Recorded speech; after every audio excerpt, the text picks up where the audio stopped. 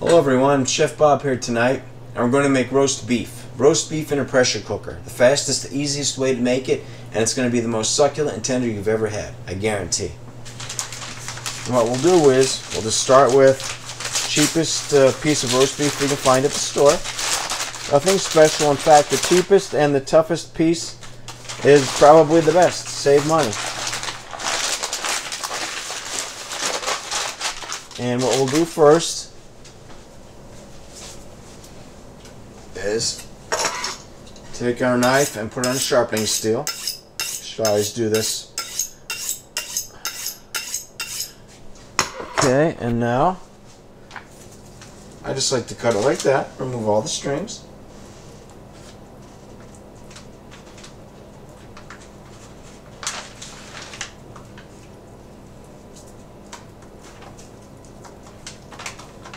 Okay, that was easy enough. Now what I like to do is take this excess fat off. Well, that was easy. Looks like it was pre-cut. A lot of times when you purchase a piece like this, it will be cut off at your local butcher's, and then they will put it back in because depending how you're going to make this, you may want that fat and render it off as you cook it or slow roast it. But since we're using it in the pressure cooker, I don't need all that additional fat. So, let me put this aside. And what I like to do is the way I'm going to use this is I'm going to cut it into small pieces so it cooks more quickly, thoroughly, and evenly.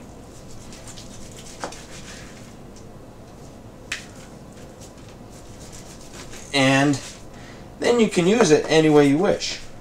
You can use it, say, to make a beef stew. You can use it to make a large chunk chili. You can even use it as a gourmet dog food. Right now I'm just cutting it into maybe inch and a half slices. Okay, now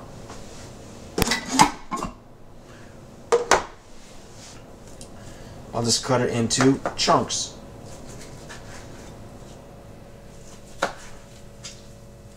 And before I put it in here, what I want to do is I want to put some extra virgin olive oil in here. Just a little bit of garlic. And some spices. I believe I have some rosemary and some basil and a little bit of thyme. Okay. Now I'll put the chunks in here.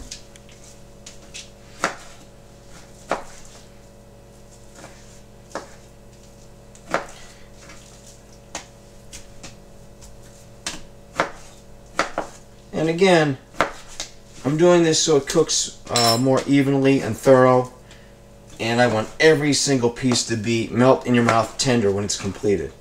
Now, a lot of times when people talk about pressure cookers, they'll talk about the time savings. And that's exactly right. Usually the rule of thumb is 1/3 of the cooking time when you're using an electric pressure cooker or a conventional pressure cooker. But I like to use it not necessarily for the faster cooking times, which would be just 1/3, but I like to cook it for the same amount of time, but get it 3 times as tender. That's my favorite mode of pressure cooking. And you can see the size of the chunks I have here. Let's put them on here just so you can see. Again, it's not very critical. That's all there is to it. Now what you should add is approximately 1 cup of water.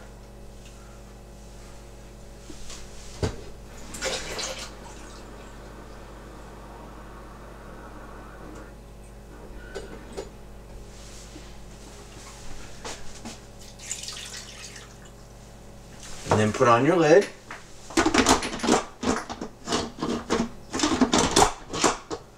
Set it to seal. There's vent and seal. And plug it in. And we'll select meat. And I like to do it for 60 minutes.